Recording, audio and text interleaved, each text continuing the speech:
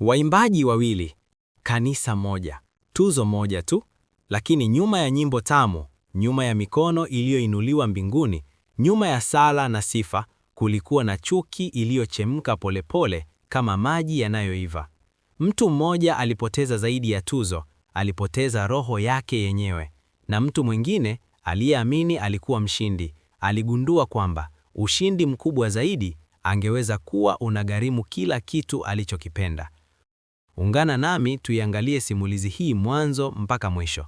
Lakini kabla hatujaendelea, nisaidie kubonyeza hiyo like button hapo chini, kisha bonyeza pale palipoandikwa subscribe. Tuandikiane comment ya maoni yako na uniambie unaitazama simulizi hii ukiwa wapi, nchi au mkoa gani. Mimi naitwa Simulizi Kubwa, nipo hapa, naomba tuendelee pamoja. Haya, tuianze.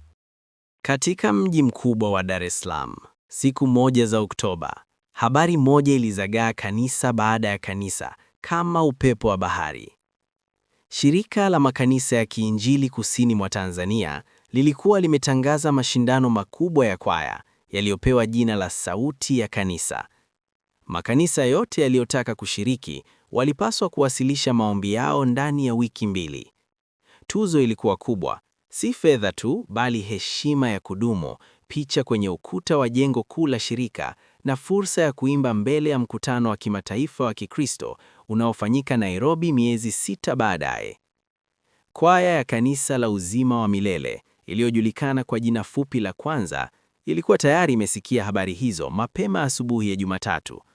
Kiongozi wake, mwanaume mwenye umri wa miaka 38 aitwaye Boniface Mwenda, aliitisha mkutano wa haraka siku hiyo hiyo jioni baada ya ibada ya maombi. Boniface alikuwa mkongwe wa kwaya, mtu aliyeanza kuimba akiwa na miaka 12, aliyefunzwa na baba yake mwimbaji, na sasa alikuwa ndiye nguzo ya kwaya hiyo kwa miaka zaidi ya 10. Wanakwaya wote wakakaa ukumbini mwa kanisa, macho yao yakimwelekea Boniface kwa tahadhari. Alisimama mbele yao, akashika mkataba wa mashindano mkononi, akamwangalia mwanakwaya mkongwe zaidi, Bibi Betha, kisha akasema kwa sauti ya chini lakini yenye nguvu, "Tunaenda kushiriki na tunaenda kushinda." Ukumbi ukagawanyika, nusu wakashangilia, nusu wakanyamaza, lakini hakuna aliyeuliza swali hata moja. Boniface alikuwa amesema, maneno yake yalikuwa ya mwisho. Kilomita 3 tu kutoka Kanisa la Uzima wa Milele katika mtaa wa Sinza, Kanisa la Neema na Amani lilikuwa nalo limepokea habari za mashindano. Kiongozi wa kwaya yake, mwanamke mwenye nguvu aitwaye Consolata Nyeki, alikuwa amesimama mbele ya kioo cha karakana yake akijitazama wakati mwenzake alipompigia simu na kumwambia habari. Consolata alikuwa mrembo wa aina yake, mfupi kidogo, mwenye sauti ya soprano iliyoweza kuvunja moyo mtu hata akiimba wimbo rahisi. Alikuwa mkurugenzi wa kwaya kwa miaka 7 na kila mwaka kwaya yake ilikuwa imechukua tuzo za ngazi ya 3 au 2 katika mashindano ya mkoa. Lakini Consolata alijua vizuri kwamba mashindano haya hayakuwa kama mengine. Alikuwa amesikia habari za Boniface na Kwanza. Kila mtu Dar es Salaam aliyejua kwaya alijua Kwanza. Alikuwa amewahi kusimama pembeni wakati Kwanza ilipoimba kwenye ibada ya mwaka wa kanisa jingine, na alikuwa amejisikia kitu alichokichukia kukikubali, jambo ambalo lilifanana sana na woga. Usiku huo aliketi kitandani bila usingizi, akifikiria sauti, akifikiria mpangilio, akifikiria tunaweza kushinda, tunaweza, lazima tushinde. Siku iliyofuata, Consolata alimtumia ujumbe Boniface kupitia simu, ujumbe mfupi tu, "Tunafurahi kushiriki nasi pia. Mungu abariki jitihada zako." Boniface alisoma ujumbe, akatabasamu kidogo, kisha akaujibu kwa maneno hayo hayo, "Mungu akubariki nawe daga, mashindano mazuri." Lakini wote wawili walifahamu vizuri kwamba maneno hayo ya upole yalikuwa ni pazia tu. Chini ya pazia, vita vilikuwa vimeanza. Wiki 3 kabla ya mashindano, Boniface alihangaika kama mtu asiyejua amani. Aliandika ratiba mpya ya mazoezi, masaa 4 kila siku, Jumamosi hadi Jumapili masaa 6. Wanakwaya wengine walianza kulalamika kimya kimya. Martha, msoprano mkuu, alimwambia mwenzake, "Boniface amebadilika, anaimba kwa hasira, sio kwa roho." Mwenzake akamziba mdomo akasema, "Usiongee hivyo, utafukuzwa." lakini maumivu yalikuwa ya kweli. Sauti za baadhi ya wanakwaya zilianza kuumia kwa mazoezi ya kupita kiasi, na Boniface hakusikia au hakutaka kusikia. Wakati huo huo, Consolata naye alikuwa ameingia katika hali yake ya vita. Alimuita rafiki yake wa zamani, mwimbaji aliyeishi Nairobi, ambaye alikuwa na uzoefu wa mashindano ya kimataifa. Rafiki huyo alikuja Dar es Salaam, akakaa wiki 2, akafundisha Neema mbinu mpya za kupumua, za kusimama, za kueleza maneno ya wimbo bila kupoteza nguvu. Wanakwaya wa Neema walianza kubadilika, wakawa na ujasiri mpya, lakini Consolata alikuwa amefanya kitu kingine pia, kitu ambacho hakumwambia mtu yeyote. Alikuwa amempigia simu mtu ndani ya kamati ya mashindano, si kumhonga, bali kumhoji, kujua wimbo ambao kwanza wangepanga kuimba ili apange wimbo tofauti kabisa ambao haungelinganishwa. Habari hiyo ilimfikia Boniface kupitia njia isiyotarajiwa. Mwanakwaya mmoja wa Neema, kijana aitwaye Patrick, ambaye alikuwa rafiki yake wa zamani wa shule, alimpigia simu saa 4 usiku akisema, "Boni, naweza kukuambia kitu, lakini usiniulize nilijuaje." Boniface alisikia, akabaki kimya kwa muda mrefu, kisha akasema kwa sauti ya baridi, "Asante Patrick." Akafunga simu, akaketi gizani peke yake. Hasira ilikuwa imemjaza kama mto unaofurika. Boniface alifanya uamuzi usiku huo ambao hangeufanya kama moyo wake ungekuwa safi. Alichukua simu yake, akafungua akaunti bandia ya mitandao ya kijamii, kisha akaanza kuandika maoni mabaya kuhusu kwaya ya Neema kwenye ukurasa wa kanisa lao. Aliandika kwamba wanakwaya wa Neema walikuwa na tabia mbaya nje ya kanisa, kwamba kiongozi wao hakuwa mtu wa kuaminika, kwamba mara ya mwisho waliposhiriki mashindano ya mkoa waligombana na wenyeji. Hakuna chochote kati ya hayo kilikuwa cha kweli, lakini Boniface alitumaini kwamba mazungumzo yangeanza na labda kamati ingeweza kuanza kutazama Neema kwa jicho tofauti. Consolata alisoma maoni hayo asubuhi ya Alhamisi. Mikono yake ilitetemeka. Alijua mara moja kwa nguvu ya moyo wake kwamba ni Boniface. Hakuna ushahidi, lakini alifahamu.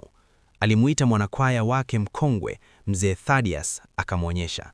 Mzee Thaddeus alisoma polepole, akakunja uso, kisha akasema, "Consolata, usijibu. Jibu baya linafanana na sumu mbili. Moja anakupiga, ya pili unajipiga mwenyewe." Consolata alitaka kuandika jibu la moto. Alitaka kupiga simu kamati. Alitaka kupaza sauti, lakini akakumbuka maneno ya baba yake aliyefariki. Nguvu halisi haionekani, inasikika. Alipiga magoti pale pale ofisini mwa kanisa na kuomba. Sala hiyo ilikuwa ya mtu aliyeumia sana. Alimuomba Mungu nguvu ya kukaa kimya, nguvu ya kuendelea, nguvu ya kutoimba kwa hasira bali kwa roho. Aliamka akiwa na machozi usoni, lakini moyoni alikuwa amepata kitu ambacho Boniface alikuwa amekipoteza tangu muda mrefu: amani ya ndani. Siku ya mashindano ilifika kama radi inayosubiriwa. Ukumbi wa Sheraton Dar es Salaam ulikuwa umejaa hadi mlangoni. Makanisa 22 yalishiriki, lakini kila mtu alijua kwamba mapambano ya kweli yalikuwa kati ya Kwanza na Neema. Waamuzi 5 waliketi mbele, wote walikuwa watu wa uzoefu wa muziki wa kanisa waliotoka mikoa mbalimbali. Makanisa mengine yaliimba vizuri, baadhi yalifanya kazi nzuri, lakini yote yalionekana kama mazoezi kabla ya mchezo mkubwa. Kwanza iliitwa Jukwaani Kwanza. Boniface alisimama mbele ya kwaya yake, akainua mkono wake, akafumba macho. Wanakwaya wakamtazama. Kisha nyimbo zilianza.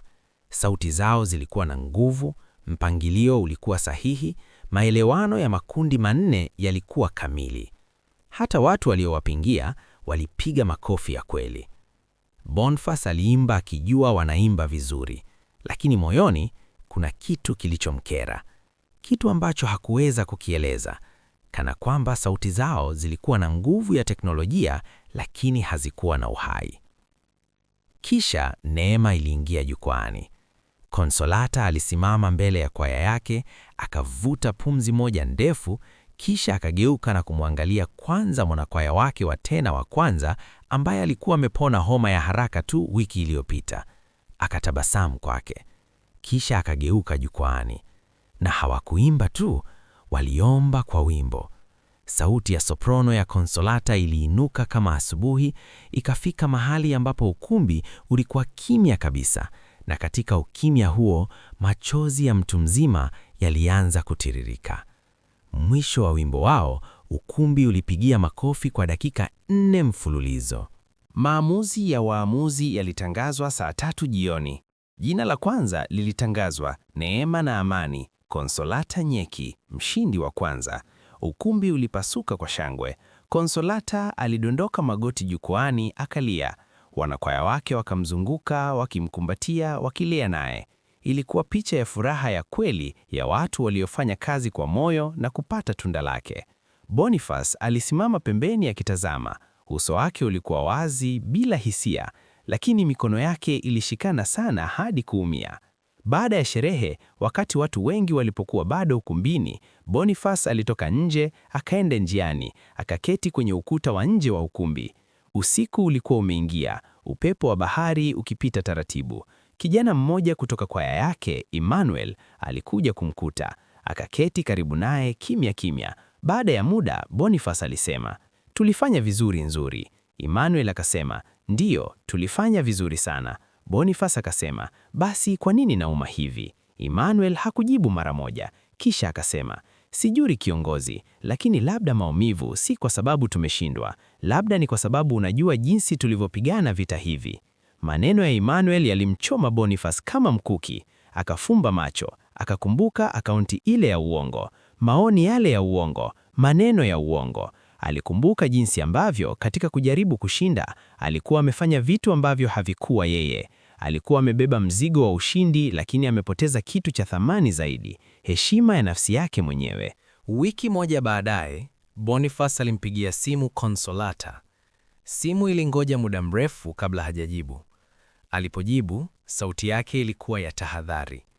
Boniface alisema, "Consolata, ninakuomba msamaha." Ukimya. Kisha Consolata akasema, "Msamaha wa nini?" Boniface akasema, "Unajua." Ukimya mwingine, mrefu zaidi. Kisha Consolata akasema kwa sauti ya polepole, "Boniface, nilikujua tangu siku ya kwanza, lakini nilichagua kutoimba kwa hasira. Nilichagua kuimba kwa roho, na Mungu akaniambia jibu lake njia hiyo hiyo." Boniface hakusema kitu. Machozi yake hayakuonekana, lakini yalisikika kwenye pumzi yake. Consolata aliendelea, "Usidhani umeshindwa kwa sababu hatukupata tuzo ya kwanza sawa nasi. Umeshinda vita muhimu zaidi ukishindwa kukamilisha ule mchakato mbaya uliouanza. Mtu mwingine asingepigia simu." Boniface akasema, "Sijui kama ninastahili msamaha." Consolata akasema, "Hakuna anayestahili msamaha. Ndiyo maana inaitwa neema." Maneno hayo yalimchoma moyoni, yalimfungua kama mlango uliositirika. Akaomba ndani ya moyo wake kwa mara ya kwanza kwa miezi mirefu, ombi la kweli, si la ushindi, bali la msamaha. Siku ya Jumapili iliyofuata, Boniface alipanda mbele ya kanisa lake akawaambia wanakwaya wake ukweli wote. Hakuficha kitu. Alisema alichofanya, alichofikiria na jinsi alivyopotea. Wanakwaya wakakaa kimya. Bibi Bertha, mzee wa kwaya, akainuka polepole, akamkaribia, akamshika mkono na kusema, "Sasa kwaya yetu ina kitu cha kuimba. Tunaimba tunapoumia, tunaimba tunapopona, tunaimba tunapomsamehe mtu. Hiyo ndiyo sauti ya kweli ya kanisa." Mashindano ya muziki yalipita. Majina ya washindi yalisahauliwa na wengine baada ya miaka, lakini ndani ya makanisa mawili hayo, Kwanza na Neema, kulikuwa na kitu kilichobaki, kitu ambacho hakiwezi kupimwa na waamuzi wala kutangazwa kwa sauti ya mstari wa kwanza na wa pili.